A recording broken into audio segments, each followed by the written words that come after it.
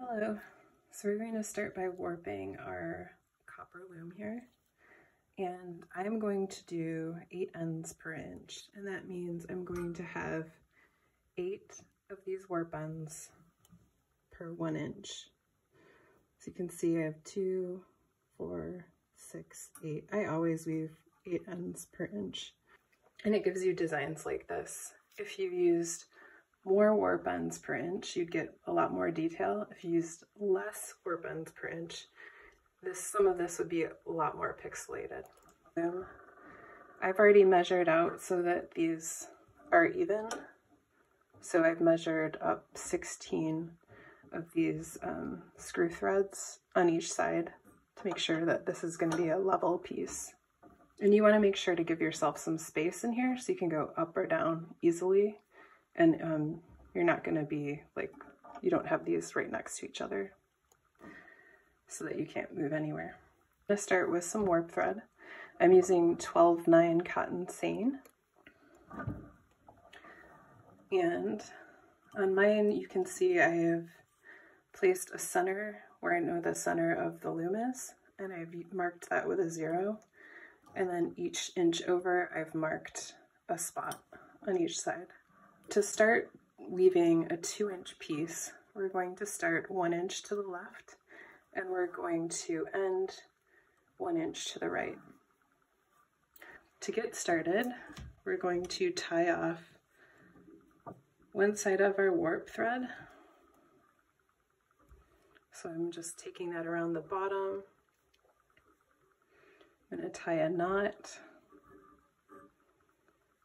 and another knot. And you don't need to pre-measure yours out like I did.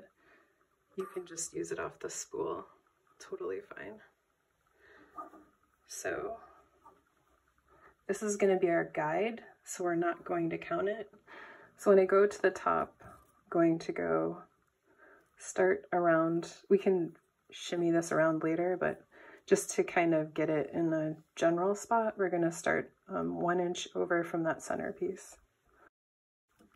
So now we're starting to count our warp ends per inch, because that first one we're not using because I'm using it as a guide.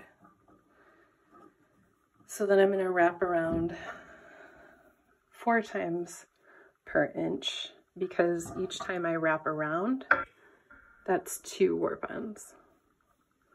So here I have 2 total warp ends. You can see. And then I'll just keep wrapping this around until I hit that 2-inch mark.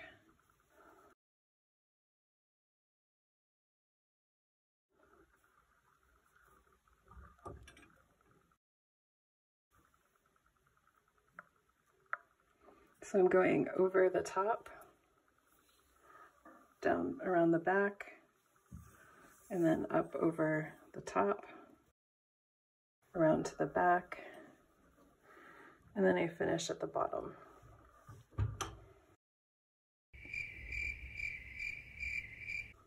So now that I have it wrapped around, I'm just going to make sure it's spaced correctly.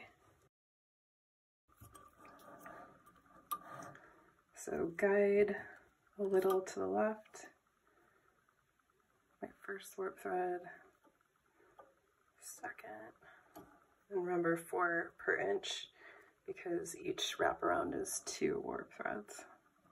So that's 4 per 1 inch, 1, 2, 3, 4, and now I have 8 ends per each inch, and I'm only doing 2 inches like I said. I'm just going to also shimmy around the top so that it's evenly spaced-ish.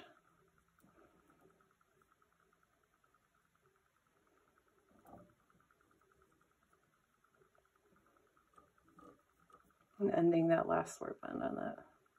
So I've started on the top, I've started on that first 1 inch over and ended on that last 1 inch from the center to the right.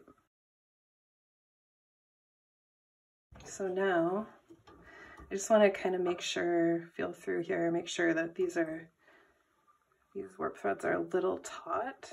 You just don't want them to be super loose.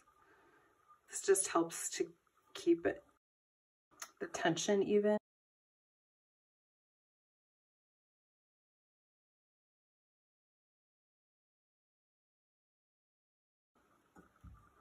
Then I can pull this one. Okay, so I'm ready to tie off. I'm just going to tie off the same way I started, which is by tying one knot. And this one's a little more tricky. You kind of need to hold the tension in place. So I hold the knot, and then I do the second knot.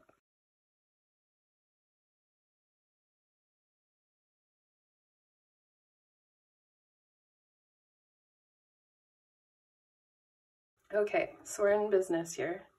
It's a little bit loose, and we can leave that for now. We'll check it after our next step.